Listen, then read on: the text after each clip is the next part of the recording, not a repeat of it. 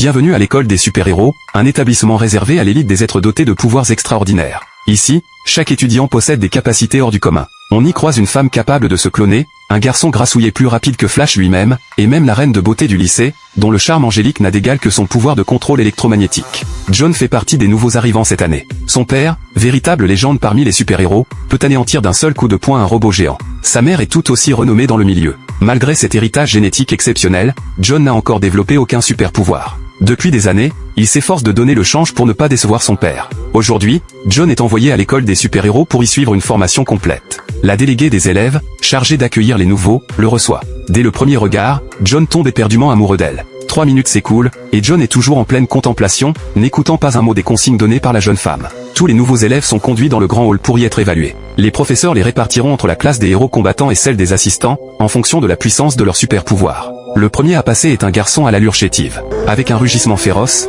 il se transforme en un colosse de pierre, capable de rattraper sans effort une voiture de plusieurs tonnes.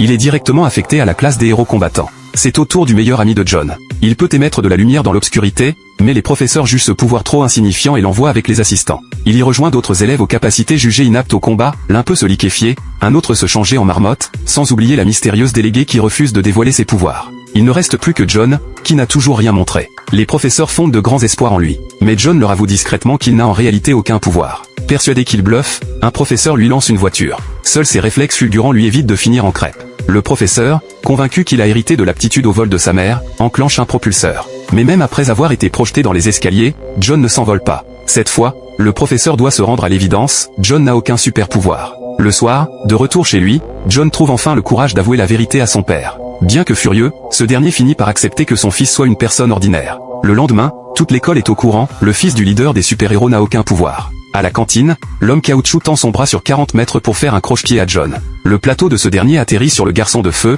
connu pour son tempérament explosif.